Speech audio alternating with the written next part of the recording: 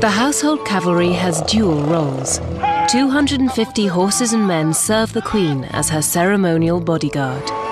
At the same time, the other half of the regiment is ready to go to war.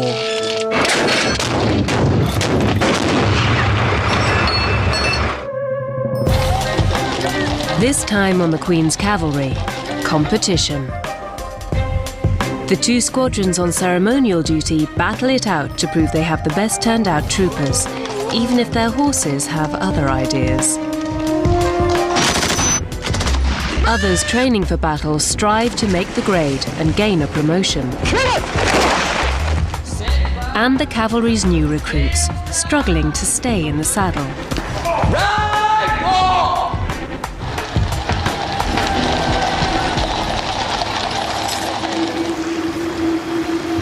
The cavalry have taken to the hills, on foot. These men are all troopers, the lowest rank in the cavalry. They all have at least 2 years' experience on the armoured side of the regiment and have also spent up to 3 years on ceremonial duty.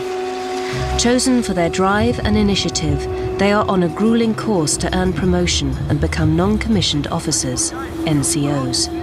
Only those who show themselves able to cope and lead under pressure will move up the ranks. We're dealing with casualty now. He is unconscious, but breathing. We're going to get him on the stretcher and start evacuating him over. Straight to the fence. The first test is working together to carry a casualty miles across the moor. Come on, just get to the fence, come on. The instructors are looking for those troopers who have the character and leadership skills to take men into battle. After this warm-up, the men are then sent out on a 20-mile yomp over the top of the moor.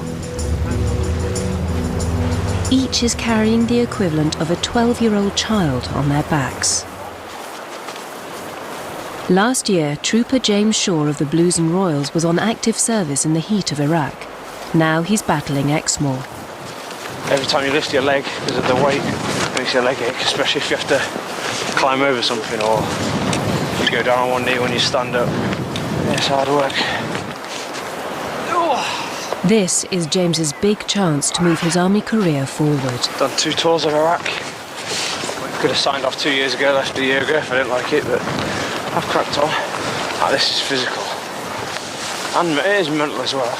As well as military operations, like most cavalrymen, James has also seen his fair share of ceremonial work in London. Well, I was at Knightsbridge for 2 years, riding the horses and stuff.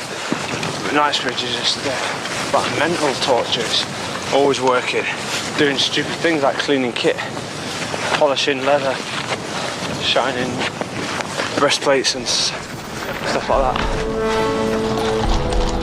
Few in the household cavalry can avoid ceremonial duty. The theory is that men who have learnt this discipline make good fighting soldiers, so most find themselves spending the first 3 years of their careers on the monarch's mounted bodyguard. To guard the Queen, these men have to look their very best, a skill that for the last 55 years has been turned into an annual competition, the Princess Elizabeth Cup, also known as the Richmond. With only 2 weeks to go before the final, Knightsbridge Barracks is a hive of spit and polish.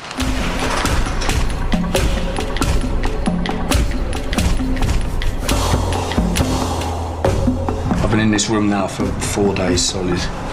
You came in at, well, I did have a big pile of pizza boxes in the corner there, but I moved them all out, so. Trooper Mike Faulkner has his eyes firmly on the prize. If you win the Richmond Cup, you get the title of being a clean person. You can do the kit well. You get a trip to Canada, £250 and a civvy saddle, civilian riding saddle. So that's not too bad. The Richmond Cup isn't only a competition between individuals, but also between the 2 regiments that make up the household cavalry.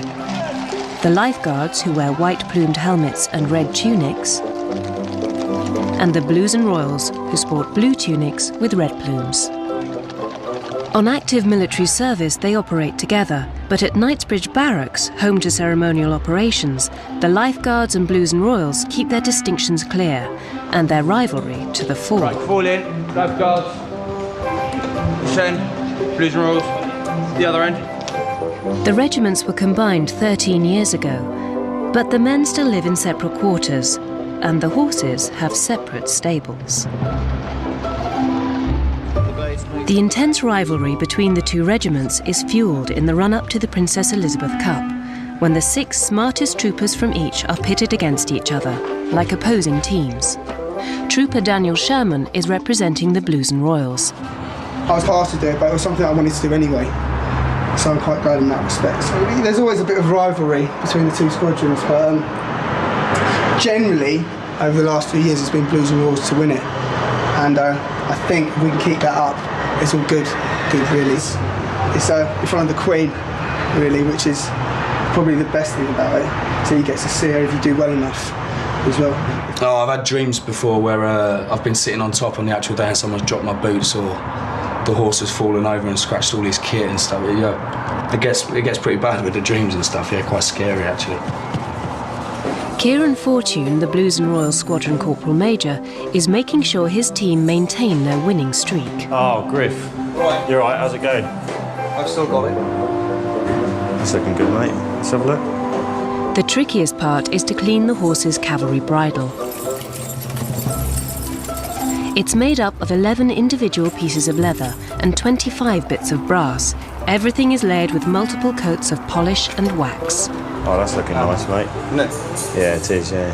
Quite impressed. I think we stand a good chance of certainly walking away with first and second. I'll be surprised if we don't. But the Blues and Royals cannot be complacent. I think this lad here is going to win, definitely. Over in the lifeguards' quarters, Trooper Hill and Lance Corporal Armstrong are equally determined to win. You've just got to clean everything. Even if you can't see it, clean it, basically. There's so much, and there's things that don't get seen, but they do get cleaned as well. There's like these sides there. There's silly things, what, to the untrained eye, most people wouldn't even think about. But to the trained eye, I mean, the inspecting crew would be like hawks, and they'll be straight in. They'll be straight in on the bits. On Exmoor, the other half of the cavalry face a stark contrast in duties. The army promotes by testing the mettle of its men. Totally exhausted. Would-be NCO James Shaw is starting to feel the strain. Flying on fumes at the moment, aren't 2 miles later, and Trooper Shaw succumbs to exhaustion.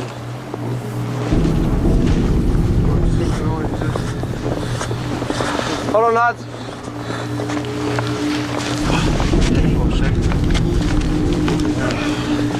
All right, up here. Right.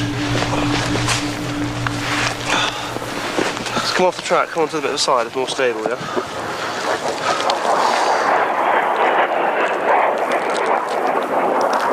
Sugar is quickly administered.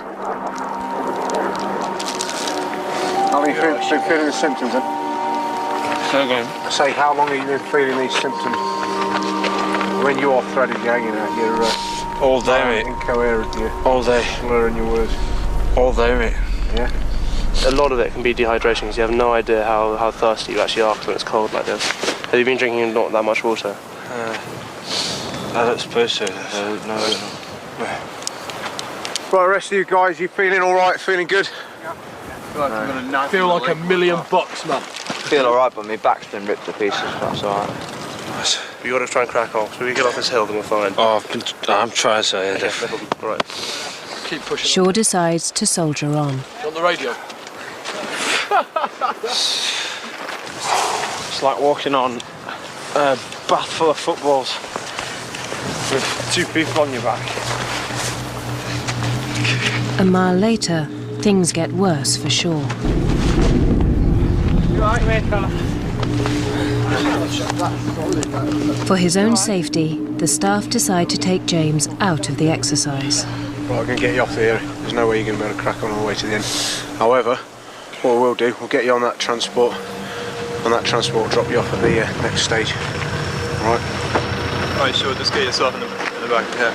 Shaw will have to wait and see if he will be allowed to continue in the promotion tests. If not, he'll have to wait another year to try again. After 8 hours on the hill, the rest of his patrol pass through the snow line and safely make it down to the coast. Combermere Barracks in Windsor is home to the Household Cavalry's training wing. Last week, 12 new troopers started to learn to ride from scratch. In 16 weeks, they'll be on ceremonial duty. Right way round? Simply mounting their horse was hard for some, particularly Trooper Glenn Forrest. A little daunting, just to say the least. It's more difficult than we expected because it's more technique than it is strength. Over the last week, they've learned how to walk, trot, and fall off. Ride halt!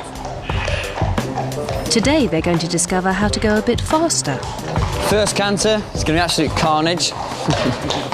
Right in front of your horses!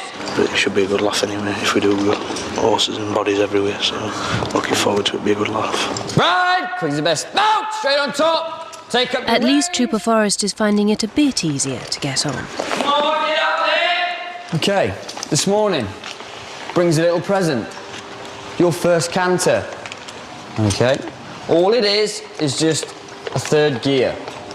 Just goes a little bit faster. A few of you a bit apprehensive, not really looking forward to it.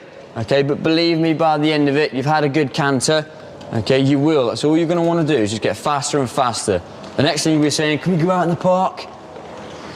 Can we have a race? And all this sorts of stuff. Now then, positive with the legs. So ride, walk, march. Close the legs on, shorten the rein. Roll. Heels down and stay relaxed. Good transition. Let's keep it there. But before Lance Corporal of Horse Lee Golder can help them find third gear, Seymour, tired of amateurs, decides to dump Trooper Ben Hanson. Ride, halt. The KC corner. Canter. Come on then, hooker. These horses are far more experienced than their riders, and they take every opportunity to remind them.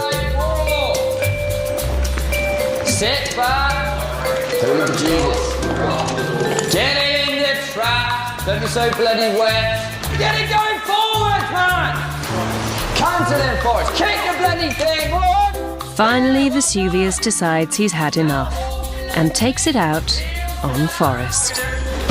Right, halt. Right, halt. All right, stay there. Take a deep breath. What's hurting? Anything? Right. When we get a fork and dig that corner back in for us. It's a good fall though. Good roll. I like that. Right, let's trot. And ride. Roll quietly, calmly. Yeah, we've nicknamed him Tank, sudden impact, so... You're a bit more big learning curve at the end of the day, but to say the least. Yeah, I have the greatest sympathy for you, Tank. Whoa! I mean, I know you're not supposed to laugh at anyone else's misfortune, but... Thank you, snob off. Yeah, come on. So quick, bleeding big kid. How was it, alright? It's very early in the morning, Judgment Day in the Richmond Cup. All through the night, 6 lads from the Lifeguards and 6 from the Blues and Royals have been up cleaning their kit. The tidiest, cleanest and smartest man will be presented to the Queen. Just did final preparation, that's it, and just goes to get dressed now. Lifeguard Mick Hill's boots look immaculate, but he's still not satisfied. To the untrained eye, that is one hell of a good-looking boot, and it is, but to the eagle eyes and the people inspecting, it looks very shiny, it looks done, but it needs more, full stop. Over in the Blues and Royals kit room, Trooper Mike Faulkner is making one final effort. It's probably the most strenuous thing I've ever done. And I've got butterflies. They didn't really hit me until last night. Well, about 4 o'clock this morning. And at the moment, yeah, I'm very nervous.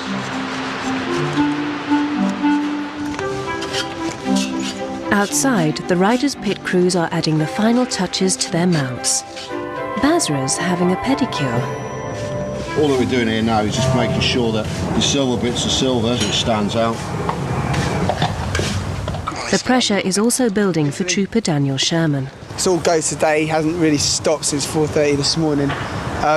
just going upstairs now to start getting changed. Had a mad rush trying to get all the horses groomed, get all the tack ready, get new shoes and the horse buffed down because everything's got to be perfect. Disaster strikes in the Blues and Royals tack room. Things are literally starting to fall apart for Mike Faulkner. Well, basically, watch out, Millie Stu. You've got the crest of the breastplate, the peninsula brass. You can, well you can't, but you're not supposed to, but you can take them out to clean round it, make it easier to clean. And that's come out, and one of the pins have snapped. And so now it can't go back in. So we're through the process at the moment of super gluing it back on. Superglue is not in the rule book. Lots of important people are judging us, and I think they'll just be looking at everything in real detail. So, so just make sure everything is as perfect as I can get it, and then seeing how they judge it on that. So. Right, boys, let's get him off. Let's get him on top, get over to the mounting block, and let's get on. The Squadron Corporal Major wants to get the show on the road.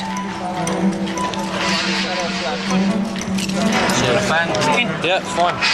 Tell you what though, after shaving them boots, nice. The men's nervousness is starting to infect the horses. And things don't start well for the red team, the lifeguards. Warlord decides to take Trooper Hill back to his stable.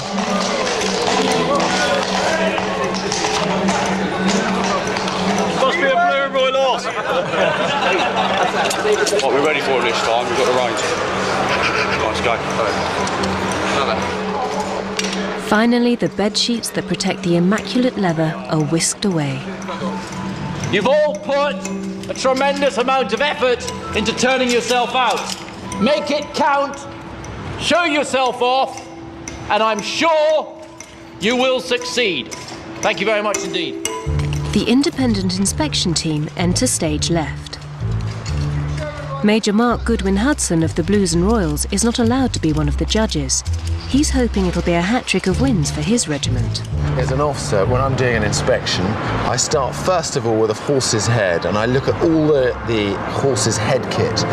And the things that stand out immediately are the noseband, the brow band, and the edges and the brasses. Then moving your head up to the soldier, the first thing that strikes you is his cuirass, his helmet, and his plume, and generally how the soldier carries himself, whether he's sitting on parade looking confident, ready to go out there and be part of the Queen's Life Guard.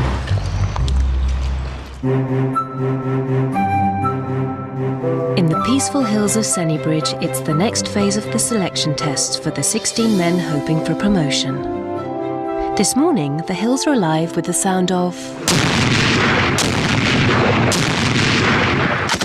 This time, they're being tested in the lethal art of firefighting. They'll use live ammunition, real bullets.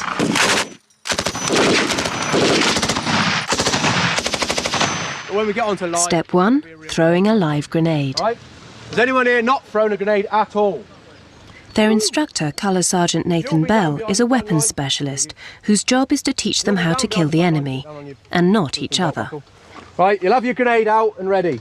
Once you're happy, you pull the pin from the grenade. I'll then say, OK, throw. OK, you quickly bop up, identify the target, OK, and then throw your grenade. Right, it's a complete stick and he's dropped it. Clearly, I'm not going to take this amount of time. Right, if you've dropped it, do not attempt to retrieve the grenade. There'll be some obvious cover. Don't wait for me to prompt you. Get your ass over the other side of the cover. Obviously, as a safety staff, I'll do my best to grab you by your kit, and we're both going in the opposite direction from where you've dropped the grenade. From which point, we'll take cover and we'll wait for it to go off. Once it's gone off, I'll probably call you all the names under the sun, and we'll crack on. Remove the pin, and after 4 seconds, the device will explode, hurling hundreds of steel balls, killing and maiming anybody within 50 yards. In the last 10 years, the Household Cavalry has seen action in Northern Ireland, Bosnia, Kosovo and Iraq. Despite his collapse on Exmoor, Trooper James Shaw has been allowed to continue in the selection process. You're suppressing the enemy while you're trying to withdraw, and obviously he can't pop his head up to shoot you. If you're putting rounds down on his position, he's hiding behind a rock, all he can hear is rounds pinging off that rock. He's not going to want to stick his head up and put a round in your head. You've got to remember, OK, no movement without fire, OK? Just think about, you've got a pepper pot. You've got to leapfrog each other to make the drill start working, otherwise it's just going to slow down like it did there in the pace. But think, lads, yeah? You've got to use the dead ground. OK, no bad effort, off you go. In the next combat setup, Shaw and his patrol are going to be tested in an ambush scenario. The 8-man patrol is about to be attacked or contacted by the enemy.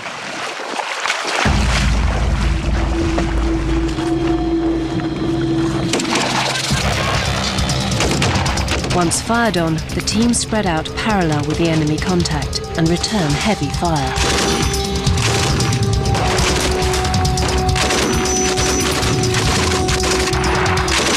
Let it move. The patrol starts to retreat, covering each other, known in the trade as pepper potting.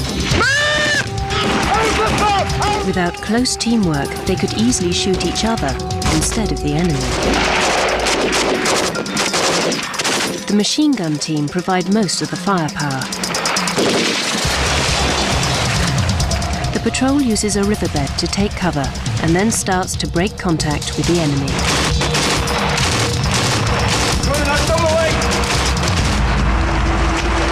Didn't kill him, mate. We scared him. We scared him. Oh, sorry, I shouldn't say that. But yeah, I thought it was good. In Knightsbridge, an ordeal of a very different kind is far from over. The best turned-out troopers have been sitting to attention for nearly 2 hours. Things are looking good for the Blues and Royals until Daniel Sherman starts to suffer the guardsman's worst humiliation, fainting on parade. Sherman, you're almost there. How are you getting on? Major Goodwin Hudson is on hand to administer the cavalry's cure-all, a boiled sweet. Weeks of effort and sleep deprivation have taken their toll. Sherman retires. We're taking Sherman off because he's feeling pretty faint, and he's been working so hard. I mean, these boys have been working flat out for the last week in terms of working in all their extra time to repair the kit and then get the kit ready. The Blues and Royals' winning streak is under threat. Sherman is out of the running, and now Faulkner has a problem. His superglue patch-up has given up. One or two things people have forgotten, like, you know, if you're going to take your peninsula brass off your breastplate. Did he not put the thing on the back? It's got to go back on properly. Yeah. Can we just bring them up, please?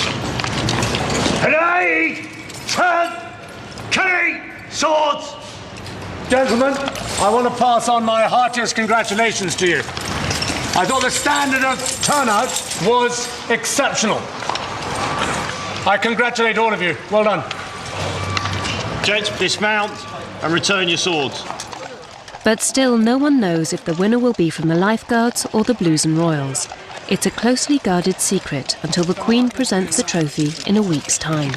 I'm not going to start making predictions or run my mouth off. No, I've done myself justice anyway. I do think I gave myself a good representation, and I'm happy with that. But Mike Faulkner is worried that his damaged horse brass may have ruled him out of the competition. I didn't even know it had fallen off until halfway through the inspection when someone told me that it was hanging off. To know that I'd put all that effort into that kit, and I can't swear on camera, but yeah, it did annoy me, yeah. And Daniel Sherman is putting on a brave face after his fainting fit. So I've done other parades before and that's never happened. I felt ill, really ill, you know. Sweating and then...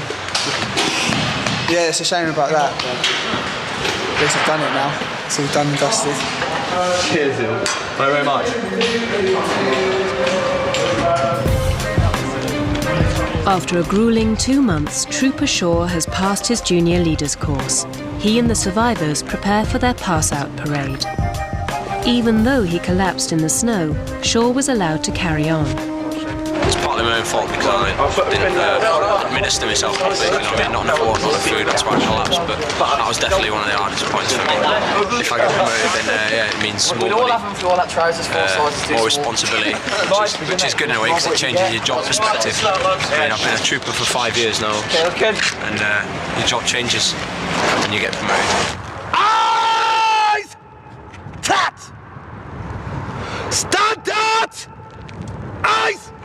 As the men wait for the adjutant, the heavens open. It rains, hails, sleets and snows on their parade. But an April shower is not going to put the British Army off a nice bit of drill.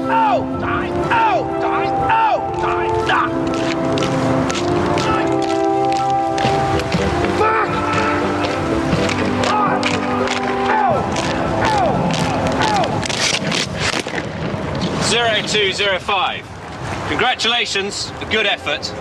5 for left!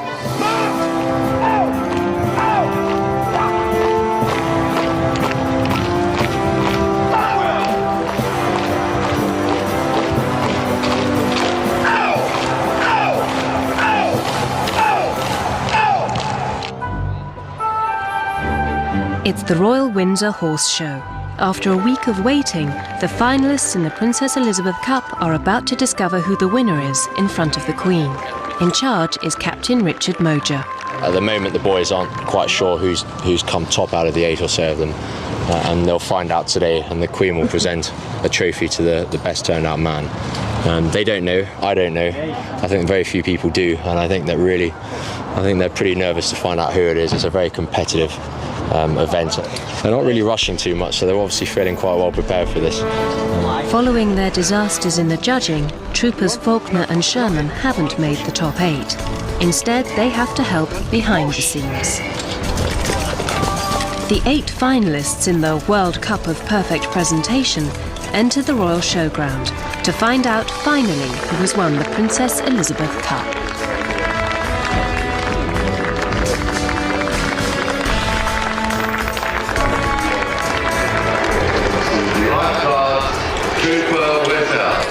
For once, it's not one of the Blues and Royals. Trooper Wyselli of the Lifeguards takes the coveted prize. I didn't really expect me to win it. I was thinking one of the Blues was going to win it. But then when they mentioned my name, I was like, yeah, I've done it now. The next 3 places go to the Blues and Royals. Trooper Mick Hill of the Lifeguards comes 5th. I'll take 5th. It's better than 12th, isn't it? So can't complain, you know. I don't think there's a man out there who wouldn't say they didn't want to win it. You know, of course I want to win it, but it's not to be. Maybe next year. Unfortunately, when the men are presented to the Queen, nerves get the better of Captain Moger's charger, Acrobat. Horse has got to go. Horse has got to go. I think Her Majesty understands horses, so at the end of the day, the horse is its own animal, and there you are. To add injury to insult, Acrobat then gives Her Majesty a cheeky nudge. I better go and make my apologies somewhere, otherwise I'll be locked up in the tower, I think.